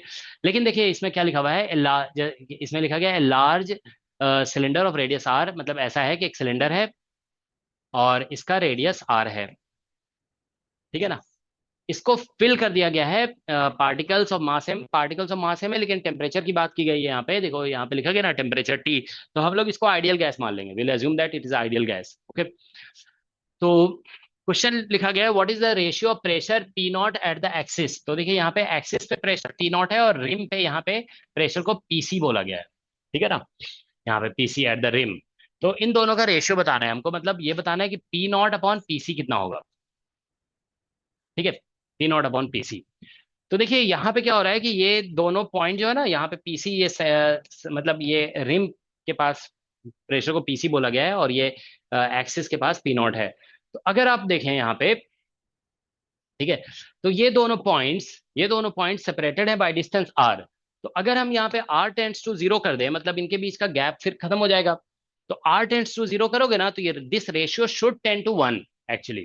तो इसमें क्या होगा, P not upon P C should tend to one actually. ठीक है, क्योंकि आप देखिए r टेंड्स टू जीरो करेंगे ना, तो कोई रेडियस बचेगा ही नहीं यहाँ पे। तो ये दोनों पॉइंट जो है ना, ये दोनों पॉइंट कोइंसाइड हो जाएंगे, they will come very close to each other, मतलब ये और ये कोइंसाइड हो जाएंगे ना, तो एक ही पॉइंट बचेगा, दो पॉइंट भी बचेगा नहीं, क्योंकि सेपरेशन रहेगा नहीं यहाँ पे। तो फिर एक ही पॉइंट पे तो दो मतलब प्रेशर दोनों इक्वल हो जाएंगे। ठीक है, तो फिर ये रेशियो वन होना चाहिए। तो आप देखिए यहाँ पे r टेंड्स टू जीरो करने पे, इसमें जीरो करोगे ना r की जगह पे, तो ये वन देगा, इसमें भी जीरो करोगे वन आ जाएगा, इसमें आर जीरो करोगे तो जीरो हो जा रहा है, और इसमें आर जीरो करोगे ना तो इन्फिनिटी हो जाएगा। तो ये गलत हो गया और ये गलत हो गया, ये दो ऑप्शंस रॉन्ग हो गए। ठीक है, तो अब देखिए बच गए दो ऑप्शंस। अब हमें फिगर आउट करना है कि इसमें और इसमें से कौन सा ऑप्शन करेक्ट होगा। ठीक है, तो अब आप देखिए कि अगर हम बोलते हैं कि ये ऑप्शन हमारा करेक्ट है, तो ये इसमें आप देखिए एक्सपोनेंशियल प्लस में लिखा हुआ है और इसमें एक्सपोनेंशियल माइनस में लिखा हुआ है। तो हम पहले ये समझ लेते हैं कि यहाँ पे पी नॉट या पीसी दोनों में से प्रेशर ज्यादा कहाँ पे होगा। अगर आप इसको सिलेंडर को ऐसे बोला गया है, इसमें रोटेट कराया जा रहा है, इट इज बीइंग रोटेटेड, इसे अगर हम रोटेट करते हैं ना, तो प्रेशर दोनों में से कौन से पॉइंट पे ज्यादा होगा, eight which point pressure is larger. ठीक है, तो देखिए क्या होगा कि अगर आप इसे रोटेट करेंगे ना, तो एक्चुअली क्या है कि ऐसा होगा कि पार्टिकल्स जो है ना इस तरह से टर्न हो रहे होंगे, ऐसे करके टर्न हो रहे होंगे। ठीक है, तो जैसे मान लो हम ये एक पॉइंट कंसीडर करते हैं और ये एक पॉइंट कंसीडर करते हैं, ये एक लेयर ऑफ पार्टिकल को कंसीडर करते हैं ऐसे, तो इसके यहाँ पे मान लो बहुत सारे पार्टिकल्स हैं, ये ऐसे टर्न हो रहे हैं। ठीक है, तो देखो किसी भी ऑब्जेक्ट को सर्कल में टर्न कराने के लिए एक इनवर्ड फोर्स की जरूरत होती है। तो जैसे यहाँ पे प्रेशर जो होगा ना, वो प्रेशर आउटवर्ड फोर्स लगाएगा ऐसे, और यहाँ पे जो प्रेशर होगा ना, वो इनवर्ड फोर्स लगाएगा ऐसे। ठीक है, तो एक्चुअली ऑब्जेक्ट को टर्न कराने के लिए इनवर्ड फोर्स की जरूरत होती है।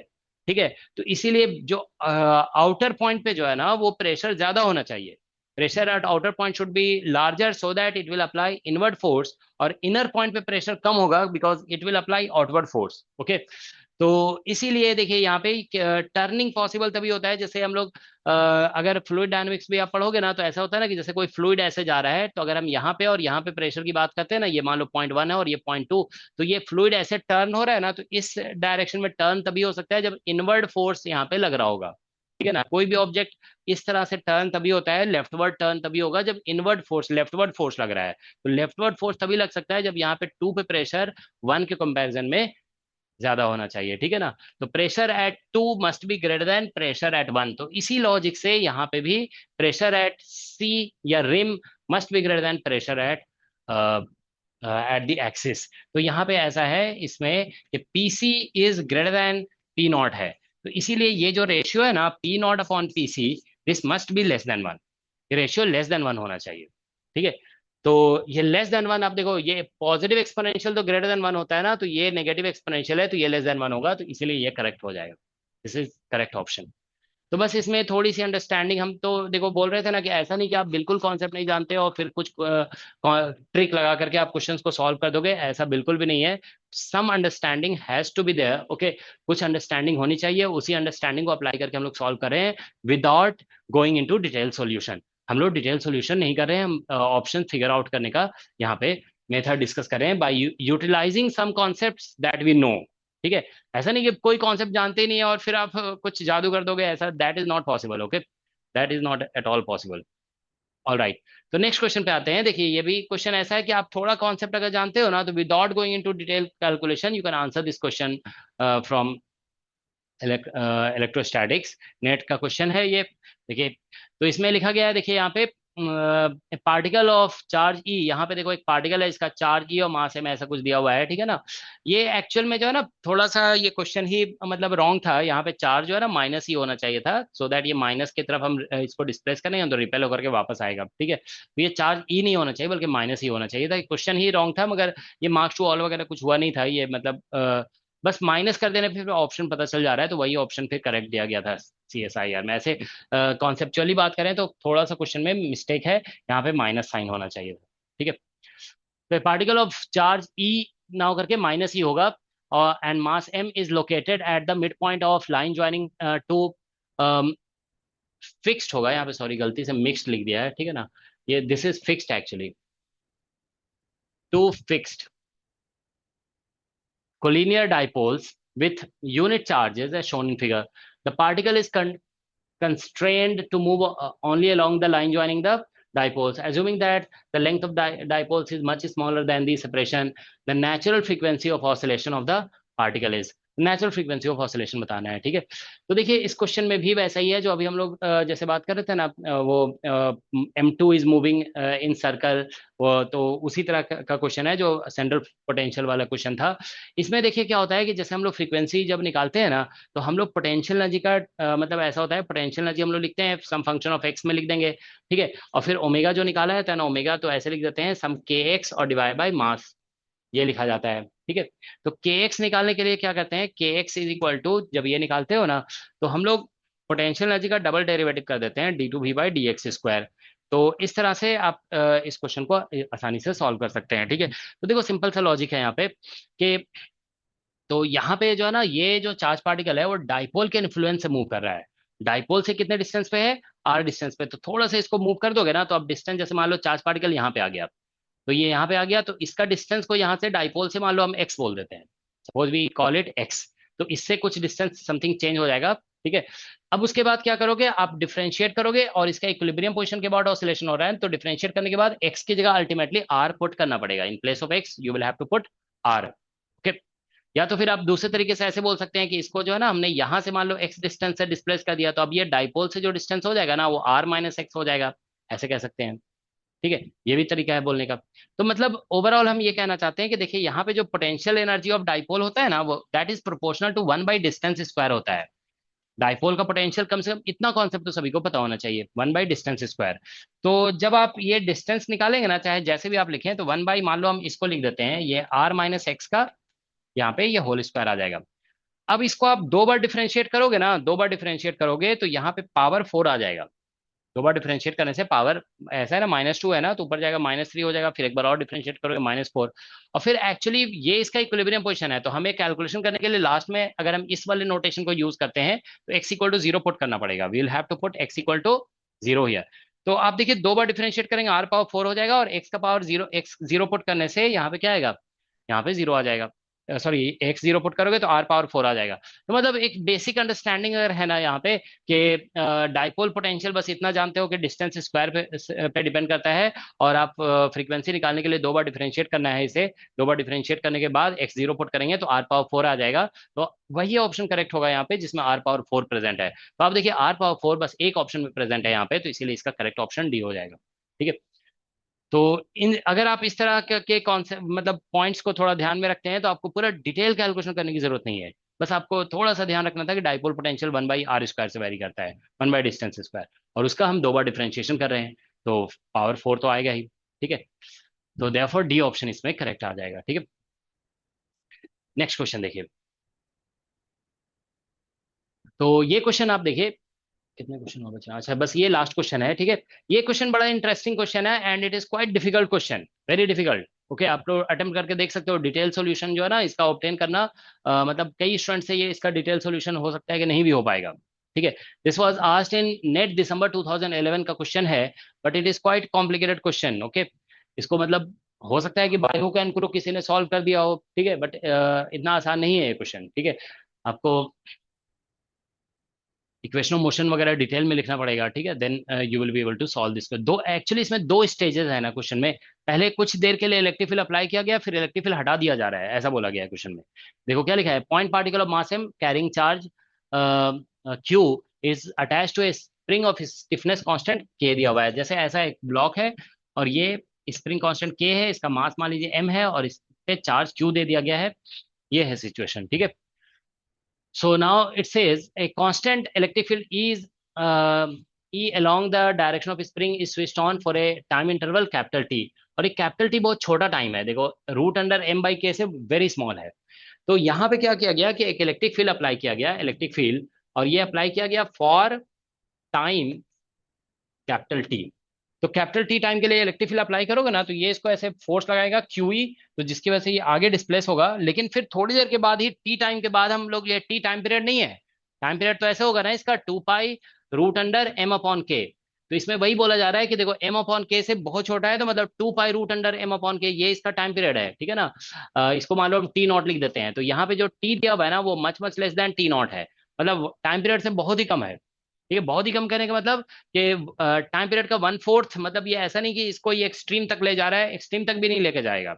ऐसा होता है ना कि टाइम पीरियड अगर क्या बोलते हैं का 1/4 टाइम के लिए हम अप्लाई कर देते हैं ना, तो ये एक्सट्रीम पोजीशन पे पहुंच जाता। लेकिन ऐसा भी नहीं है, बहुत स्मॉल टाइम के लिए ये इलेक्ट्रिक फील्ड अप्लाई किया गया है, तो इसलिए इट विल मूव स्लाइटली। लेकिन क्योंकि फोर्स लग रहा है ना, so it will attain some velocity, ये एक्सेलरेट होगा, so it will attain some velocity. तो आप फील्ड हटा भी दोगे ना तो भी आगे मूव करता ही रहेगा। ऐसा नहीं कि फील्ड हटा के छोड़ दोगे तो फिर वो वहां से रिटर्न हो जाएगा, ऐसा नहीं होगा। It will attain some velocity, so it will move forward.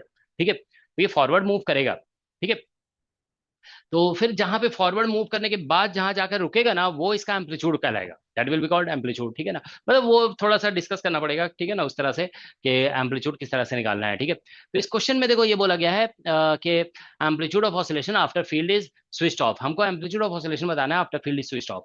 तो देखिए हम इस क्वेश्चन को, मतलब I am not going to detail solution, फिर से हम इसका ट्रिक बता रहे हैं कि आप ट्रिक कैसे लगा करके या थोड़ा सा लॉजिक लगा करके इसका ऑप्शन कैसे फिगर आउट कर सकते हो। ठीक है, देखो सबसे पहला हम ये कॉन्सेप्ट बता रहे हैं कि अगर हम मान लो इलेक्ट्रिक फील्ड इसमें अप्लाई ही नहीं करेंगे, suppose we do not apply electric field, तब तो एम्पलीट्यूड मतलब ये मूव नहीं करेगा, मूव नहीं करेगा तो एम्पलीट्यूड तो जीरो ही आना चाहिए। ठीक है ना, फिर तो ऑसिलेट ही नहीं करेगा ना। तो अगर देखिए हम यहाँ पे इलेक्ट्रिक फील्ड जीरो लगाते हैं, तो इलेक्ट्रिक फील्ड जीरो करोगे ना तो सभी ऑप्शन में जीरो आ रहा है, तो ठीक है, दैट्स ऑल राइट, ओके, वो तो जीरो आएगा ही। अगर मान लो हम इलेक्ट्रिक फील्ड अप्लाई करते हैं but for very very small time, मतलब हम टी टेंड्स टू जीरो कर देते हैं अगर, तो एम्पलीट्यूड क्या होना चाहिए, टेंड्स टू जीरो हो जाना चाहिए। तो इन सभी ऑप्शंस में जीरो दिया हुआ है, ठीक है ना, सॉरी सभी में एम्पलीट्यूड दिया हुआ है, तो हमें ये कंडीशन तो डेफिनेटली वैलिड होना चाहिए कि अगर हम बहुत स्मॉल टाइम के लिए अगर हम अप्लाई करते हैं इलेक्ट्रिक फील्ड को नेग्लिजिबल टाइम के लिए, तो बहुत कम मूव करा किया होगा उस केस में, तो एम्पलीट्यूड भी बहुत स्मॉल आएगा, मतलब टेंडिंग टू जीरो आएगा। तो अब देखिए टी टेंस टू जीरो करने पे ए टेंस टू जीरो आ जाना चाहिए। तो अब फर्स्ट ऑप्शन में तो ऐसा हो नहीं रहा है, क्योंकि फर्स्ट ऑप्शन में टी है ही नहीं है, तो ये रॉन्ग हो जाएगा। ठीक है ना, सेकंड ऑप्शन में टी टेंस टू जीरो करने पे ऐसा आ रहा है, तो ये करेक्ट हो जाएगा। ठीक है ना, सो मतलब ठीक है, ये तो चल जाएगा काम। इसमें देखो टी टेंस टू जीरो करने पे इन्फिनिटी आ जा रहा है, तो ये गलत हो गया, दिस इज रॉन्ग। ठीक है ना, और इसमें देखो टी टेंस टू जीरो करने पे मतलब आ रहा है एम्पलीट्यूड, ये पूरा एम्पलीट्यूड है ना, दिस होल थिंग, ऑप्शन जो लिखा हुआ है वो एम्पलीट्यूड है, तो ये मतलब अप्लीकेबल है। ठीक है ना, मतलब ये दोनों सॉरी एक्सेप्टेबल है, दीज टू आर एक्सेप्टेबल। कम से कम ऐसा तो हो रहा है ना, टी टेंस टू जीरो करने पे ए टेंस टू जीरो तो आ ही रहा है। ओके, ठीक है, तो ये कंडीशन से कम दो ऑप्शन तो एलिमिनेट हो गया यहाँ पे, कि टी टेंस टू जीरो करने पे ए टेंस टू जीरो आ जाना चाहिए था। ठीक है, वो आ गया यहाँ पे, दो ऑप्शन में आया और दो ऑप्शन में नहीं आया, इसमें इसमें आ रहा है। ठीक है, इसमें नहीं आ रहा था ना, तो इसको हम लोग हटा दिए यहाँ से। ये तो इन्फिनिटी हो जा रहा है, ऐसा कैसे हो सकता है कि आपने फील्ड बहुत जीरो टाइम का अप्लाई किया, एम्पलीट्यूड इन्फिनिटी हो जा रहा है, देख रहे हो, टी टेंस जीरो करने पे इन्फिनिटी आ रहा है, उसमें फर्क ही नहीं पड़ रहा है। तो आप चाहे कम टाइम के लिए फील्ड अप्लाई करें या ज्यादा टाइम के लिए, एम्पलीट्यूड हमेशा सेम रहेगा, ऐसा तो ऐसा भी नहीं हो सकता है। ठीक है ना, so that option is wrong, okay, and this is also wrong. अब इसमें देखिए कुछ और लगाना पड़ेगा, तब जा करके हमें पता चलेगा फाइनली। ठीक है, अब देखिए इसमें हम एक कॉन्सेप्ट लगाते हैं कि जैसे मान लो ये स्प्रिंग, ये जो स्प्रिंग है ना, अगर मान लो हम इस स्प्रिंग को क्या बोलते हैं, मतलब इस स्प्रिंग का स्टिफनेस को अगर हम चेंज करें, जैसे मान लो अगर हम के टेंस टू जीरो कर दें, तो के टेंस टू जीरो कर दोगे ना, मतलब कि स्प्रिंग है ही नहीं है। स्प्रिंग जब है ही नहीं है ना, तो जानते हो क्या होगा कि एक बार फिर लगा दोगे ना, फिर लगा दोगे, सरफेस स्मूथ है, तो ये इस पे कुछ वेलोसिटी आ जाएगी, वेलोसिटी आ जाएगी ना, फिर फील्ड हटा भी दोगे ना, तो ये मतलब न्यूटन फर्स्ट लॉ के अकॉर्डिंग चलता ही रहेगा, चलता रहेगा, चलता रहेगा, वो इन्फिनिटी तक चला जाएगा। ठीक है, तो के टेंस टू जीरो करने पे जानते हो क्या होगा, स्प्रिंग का फोर्स कांस्टेंट नहीं होगा ना, वो रेस्टोरिंग फोर्स लगा नहीं पाएगा। ठीक है, तो उस केस में amplitude should tend to infinity actually, because there won't be any restoring force, तो कोई फोर्स इसको वापस लाएगा ही नहीं, ये तो चलता ही चला जाएगा फिर। ठीक है, तो के टेंस टू जीरो करने पे एम्पलीट्यूड इन्फिनिटी हो जाना चाहिए, वो चीज यहाँ पे नहीं आ रहा है, that is not coming in B option. वो आ रहा है सिर्फ, आप देखो यहाँ पे के टेंस टू जीरो नीचे जीरो करोगे ना, तो ये इन्फिनिटी हो जाएगा, तो करेक्ट ऑप्शन इसका डी हो गया। ठीक है, तो D is the correct option. ठीक है, तो आप देखिए सिंपल लॉजिक लगाया गया कि रिस्टोरिंग फोर्स नहीं रहेगा तो वापस कौन लाएगा इसे, फिर तो कभी आएगा ही नहीं ना, वो तो चलता ही जाएगा, वो इन्फिनिटी तक पहुंच जाएगा, तो इसका एम्पलीट्यूड फिर इन्फिनिटी कहना पड़ेगा। ठीक है, तो इसीलिए बस दो लॉजिक लगाया गया यहाँ पे कि अगर स्मॉल टाइम में के लिए हम अप्लाई करते हैं फील्ड को, तो एम्पलीट्यूड जीरो आना चाहिए, और दूसरा के टेंस टू जीरो कर देंगे तो एम्पलीट्यूड इन्फिनिटी हो जाना चाहिए। K tends to zero means there is no restoring force. So who will bring it back? It will never come back. Okay, it will continue to move and it will reach infinity. तो इस case में amplitude को infinity कहना होगा। तो आप देख रहे हो ये सब मतलब छोटे छोटे कॉन्सेप्ट्स आप लगाते हो अगर, ठीक है, तो क्वेश्चंस को हम लोग बिना डिटेल सॉल्यूशन, ये बहुत लेंदी कैलकुलेशन है होता है इसका, ठीक है। आप देखो लेकिन इस तरह से लॉजिक लगाने से क्वेश्चन बहुत आसानी से सॉल्व हो जा रहा है, ठीक है। तो इस तरह का जानते हो मतलब पर्सपेक्टिव आप लोग को भी डेवलप करना चाहिए। Every student should develop this kind of perspective, कि आप कभी क्वेश्चन अगर कॉम्प्लिकेट लगे ना, तो थोड़े बहुत पैरामीटर्स का कुछ कंसिडरेशन करिए, इस तरह से लिमिट वगैरह लगा के देखिए, ठीक है ना। तो उससे आंसर पता चल जाता है। और पर्टिकुलरली जब कोई सिस्टम ऐसा है ना जो किसी नॉन सिस्टम से रिलेटेड है, उसमें थोड़ा मॉडिफिकेशन किया जा रहा है, जैसे हम लोग ये सभी क्वेश्चन डिस्कस किए थे ना यहाँ पे, कि हाँ जैसे ये सिस्टम है, नॉन सिस्टम में कुछ मॉडिफिकेशन कर रहे हैं, तो जो एडिशनल टर्म है ना जो ऐड किया जा रहा है, उसको जीरो करके जरूर देखा जाता है कि हमारा नॉन जो टर्म था, वो नॉन कॉन्सेप्ट जो था, वो फिर हम हमें वापस मिल रहा है कि नहीं मिल रहा है। तो ऐसा करने से फिर हमें पता चल जाता है आंसर, ठीक है। Okay, so that's all in this video. Thank you for watching. Okay, next video में हम कुछ और कॉन्सेप्ट डिस्कस करेंगे।